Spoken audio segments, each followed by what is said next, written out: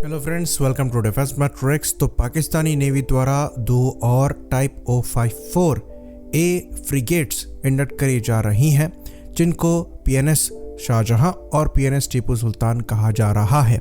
ये चीज़ हम आपको बता दें कि सरफेस वेसल में ये पाकिस्तान की सबसे ताकतवर फ्रिगेट्स हैं। तो ये फ्रिगेट्स एक्चुअली चाइनीज़ सप्लाइड हैं और मेड इन चाइना हैं। तो ये 4200 टन डिस्प्लेसमेंट की फ्रिगेट्स पाकिस्तानी नेवी की सर्विस में अब 4 नंबर की संख्या में एक्टिव हैं। पहली 2 फ्रिगेट्स तुगरिल और तैमूर जो हैं, ये 2022 में ही सर्विस में इंडक्ट कर ली गई थी, जनवरी और जून में। वहीं पर ये जो टीपू सुल्तान और शाहजहां हैं, ये एक ही साथ कमीशन करी गई मई 2023 में, और अब ये पूरी तरीके से एक्टिव हो गई हैं। तो आज के इस वीडियो में हम समझने की कोशिश करेंगे कि पाकिस्तान की ये सबसे पावरफुल फ्रिगेट कितनी ताकतवर है और कैसे इंडियन फ्रिगेट से ये कंपेयर करी जा सकती हैं। तो PNS Tughril modified type O54A frigates हैं, जिनको चाइना में 2005 से ही बनाया जा रहा है। तो पब्लिक डेटा के हिसाब से इनका जो डिस्प्लेसमेंट है वो 4053 टन का है, और ये 4 सांक्षी 16 PA6 STC डीजल इंजन को यूज़ करते हैं, जो कि 7600 प्लस हॉर्स पावर प्रोड्यूस करने में सक्षम है। मैक्सिमम स्पीड आपको यहाँ पर 50 किलोमीटर पर आवर की मिल जाती है, और जो मैक्सिमम रेंज है वो 15,000 किलोमीटर के आसपास की बताई जाती है। बात इसके वेपन्स की करें तो वेपन्स में ये 32 सेल यानी कि 32 सेल के वर्टिकल लॉन्चिंग सिस्टम के साथ आता है, जिसमें ये कैरी करता है अपनी HQ-16 surface to air missile, साथ ही साथ U-8 anti submarine rocket launchers, जिनके बारे में हम डिटेल में आगे बात करेंगे। बाकी एंटी शिप रोल में ऐसा कहा जा रहा है कि इसमें 4 CM-302 सुपरसोनिक क्रूज मिसाइल आती हैं, जिसकी मैक्सिमम रेंज जो है वो 280 किलोमीटर की बताई जाती है। बाकी इसके कुछ क्लेम्स और काउंटर क्लेम है, जिनको हम आगे डिस्कस करेंगे। तो यहाँ पर जो मेन गन है वो PJ-26 है, जो कि 76 मिलीमीटर के राउंड फायर करने में सक्षम है। ये रशियन AK-176 की कॉपी बताई जाती है। बाकी क्लोज इन वेपन सिस्टम में ये टाइप 730 CIWS को फायर करने में सक्षम है, जो कि 7 बैरल 30 मिलीमीटर के राउंड्स फायर करता है। तो ये जो क्लोज इन वेपन सिस्टम है ये डच गोलकीपर की कॉपी है। बाकी टोरपीडोज की बात करें तो यहाँ पर 324 मिलीमीटर के टोरपीडो ये फायर करने में सक्षम है, जो कि 2 साइड लगे हुए हैं 3 के नंबर में, यानी कि टोटल 6 हैं। यहाँ से ये U-7 टोरपीडोज को फायर करने में सक्षम है। ये छोटे या फिर लाइट वेट टोरपीडोज हैं। बाकी यहाँ पर टाइप 726 18 ट्यूब डिकॉय रॉकेट्स भी हैं, और ये एक हेलीकॉप्टर को कैरी करने में सक्षम है। बाकी सेंसर्स पे आते हैं तो यहाँ पर जो मेन रडार है ये SR-2410C AESA रडार है, जो कि मैक्सिमम 250 किलोमीटर की रेंज के साथ आता है एक्टिव फेज में, और पैसिव फेज में इसकी जो रेंज है वो 500 किलोमीटर के आसपास की बताई जाती है। बाकी यहाँ पर टाइप 517 VHF रडार लगाया गया है एयर सर्च के लिए, जो कि लॉन्ग रेंज में एयर टारगेट के लिए सर्च कर सकता है करीबन 350 किलोमीटर तक। पर यह बात आपको बता दें कि ये बहुत ज़्यादा एफिशिएंट नहीं होते, लेकिन अगर इसे कॉम्प्लीमेंट करना है दूसरे रडार्स को जो कि ज़्यादा एफिशिएंट है, तो ये अच्छा काम करेंगे। आगे बढ़े तो बाकी चाइनीज़ डिस्ट्रॉयर्स और फ्रिगेट्स की तरह ही यहाँ पर टाइप 344 रडार को भी लगाया गया है, जो कि multi functional fire control radar है, जो कि मेन 76 मिलीमीटर की जो गन है उसे कंट्रोल करता है। बाकी यहाँ पर 4 टाइप 345 रडार दिए गए हैं, जो कि 30 किलोमीटर तक स्कैन करने में सक्षम है। ये short range surface to air missile को गाइड करते हैं, साथ ही साथ जो क्लोज इन वेपन सिस्टम्स हैं उनको भी गाइड करते हैं। आगे बात करें तो यहाँ पर 2 RM-1290 नेविगेशन रडार भी दिए गए हैं, जो कि आई बैंड की फ्रीक्वेंसी पे काम करते हैं। तो ये सब आप सामने इन्फोग्राफिक्स पे देख सकते हैं। तो अब वेपन्स को विस्तार में समझ लेते हैं। ये फ्रिगेट्स पाकिस्तान के पहले ऐसे फ्रिगेट्स हैं जो कि वर्टिकल लॉन्चिंग सिस्टम के साथ आए हैं। इसमें 32 सेल यानी कि 32 सेल दिए गए हैं, जिसमें HQ-16 surface to air missile है सेल्फ डिफेंस के लिए। तो कुछ पाकिस्तानियों का क्लेम है कि ये HQ-16B सैम हो सकती है, जिसकी मैक्सिमम रेंज 70 किलोमीटर्स की है, पर हमारा मानना यह है कि ये HQ-16BE सैम होगी, जो कि एक्सपोर्ट वर्जन है HQ-16B का।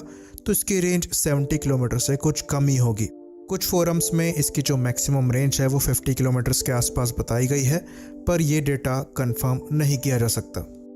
तो यहाँ पर हम एक्सपोर्ट वर्जन को लेकर कॉन्फिडेंट क्यों हैं, इसके पीछे जो रीज़न है वो ये है कि जो बाकी सिस्टम यहाँ पर लगे हैं वो भी एक्सपोर्ट वर्जन ही है, ओरिजिनल चाइनीज़ वेपन्स के। बाकी यहाँ पर अगर रॉकेट प्रोपेल्ड टॉर्पीडोज़ की बात करें तो U8 टॉर्पीडोज़ यहाँ पर ये फायर करने में सक्षम है, जो कि बेस्ड है CY5 टॉर्पीडोज़ पे। इनकी मैक्सिमम रेंज जो है वो 30 किलोमीटर के आसपास की बताई जाती है। तो ये 30 किलोमीटर की रेंज में स्मॉल टॉर्पीडोज़ को फायर करके सबमरीन को काफ़ी तेज़ी से टारगेट कर सकते हैं। बाकी इंपॉर्टेंट वेपन की बात करें तो ये एंटी शिप मिसाइल के तौर पर CM302 मिसाइल को फायर करने में सक्षम है, जो कि चाइनीज़ YJ-12 मिसाइल पर बेस्ड है। ये एक क्रूज मिसाइल है और सुपरसोनिक क्रूज मिसाइल है, जो कि मैक्सिमम 280 किलोमीटर की रेंज में टारगेट को डिस्ट्रॉय करने में सक्षम है। तो यहाँ पर इसके लॉन्चर को देखकर कुछ लोग ये क्लेम कर रहे थे कि ये चाइनीज़ CM401 मिसाइल है, पर इसके चांसेस बहुत ज़्यादा कम लगते हैं। इसके पीछे बड़ा कारण ये है, पाकिस्तान और चाइना के बीच में इस फ्रिगेट को लेकर जो कॉन्ट्रैक्ट साइनिंग है वो 2017 में हुई थी और CM401 को कॉन्ट्रैक्ट साइनिंग के 1 साल बाद यानी कि 2018 में पहली बार डिस्प्ले किया गया था। तो ऐसी कोई रिपोर्ट नहीं है कि बाद में ये चीज़ ऐड करी गई कि CM401 को लगाना है इन फ्रिगेट्स में। CM302 की बात पहले से चल रही थी। दूसरी चीज़, CM401 एक क्रूज मिसाइल नहीं है। CM401 एक सूडो बैलिस्टिक मिसाइल है शौर्य की तरह, यानी कि ये पहले एटमॉस्फेयर की एज पे जाती है, फिर वहाँ से ये टारगेट की तरफ गिरती है और थोड़े मनोवर्स को परफॉर्म करने में सक्षम होती है, करीबन मैक 6 की स्पीड तक रीच करती है। तो ये स्पेशली बनाई गई थी टाइप O55 डिस्ट्रॉयर्स के लिए, जिसमें ये अभी तक नहीं लगी है। साथ ही साथ इसका जो एक्सपोर्ट वर्जन होगा उसकी मैक्सिमम रेंज जो है वो 290 किलोमीटर्स की होगी। तो इतनी कम रेंज के लिए ये मिसाइल सेंस नहीं बनाती है। दूसरी चीज़, अगर ये टाइप O55 डिस्ट्रॉयर में लगेगी तो उसमें जो पहले से ही क्रूज मिसाइल लगी है उसे कॉम्प्लीमेंट करेगी। ये मिसाइल कॉम्प्लीमेंट करने के लिए बढ़िया है, पर टोटली अगर आप एंटी शिप रोल के लिए इसे यूज़ करते हैं तो ये क्रूज मिसाइल जितनी सक्षम नहीं रहेगी। तो जो चाइनीज़ वर्जन होगा CM401 का, उसकी मैक्सिमम रेंज 1800 किलोमीटर तक होगी, जो कि सेंस बनाती है एयरक्राफ्ट कैरियर वगैरह के अगेंस्ट में। तो पाकिस्तान के हिसाब से ये मिसाइल सेंस नहीं बनाती है, इसके बारे में कहीं न्यूज़ भी नहीं है।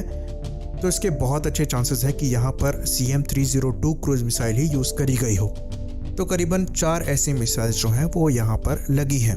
बाकी टॉर्पीडोज़ की बात करें तो यहाँ पर 3 टॉर्पीडो लॉन्च ट्यूब्स हैं 2 के सेट में, जो कि छोटे 324 मिलीमीटर के टॉर्पीडोज़ फायर करने में सक्षम है। यहाँ पर ये U7 टॉर्पीडोज़ को फायर करते हैं, जो कि मैक्सिमम 10 किलोमीटर की रेंज के साथ आते हैं।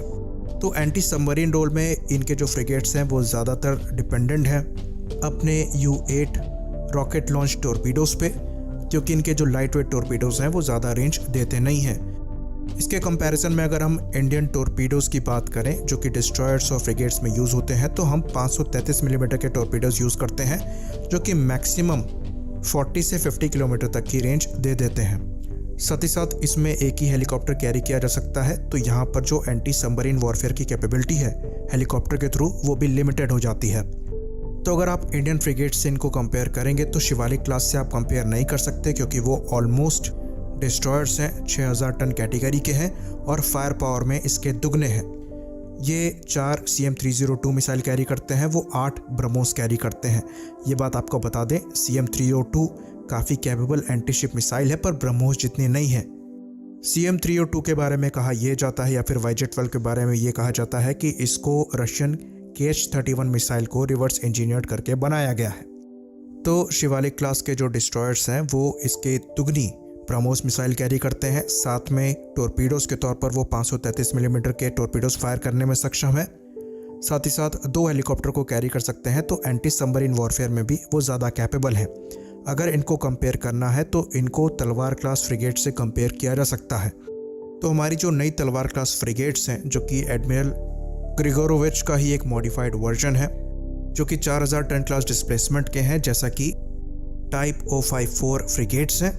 तो यहाँ पर जो कंपैरिजन है वो फेयर होगा, लेकिन फिर भी जो तलवार क्लास की फ्रिगेट्स हैं वो 8 ब्रह्मोस कैरी करती हैं इसके कंपैरिजन में। साथ ही साथ टॉर्पीडोज़ के तौर पर भी यहाँ पर 4 533 मिलीमीटर की टॉर्पीडो ट्यूब्स हैं।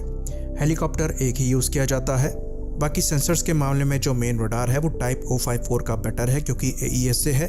वहीं पर जो तलवार क्लास की फ्रिगेट्स हैं वो फ्रिगेट M2M रडार को यूज़ करते हैं। रेंज के मामले में इसकी जो रेंज है वो 230 किलोमीटर्स की है, वहीं पर जो टाइप O54 के AES से रडार है उसकी रेंज 280 किलोमीटर के आसपास की है।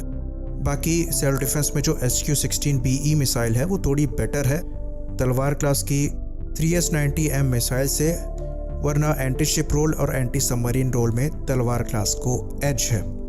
आई होप चीज़ें क्लियर रही हों। इसी बात पर हम इस वीडियो को ख़त्म करेंगे। लाइक करिए, सब्सक्राइब करिए। जय हिंद।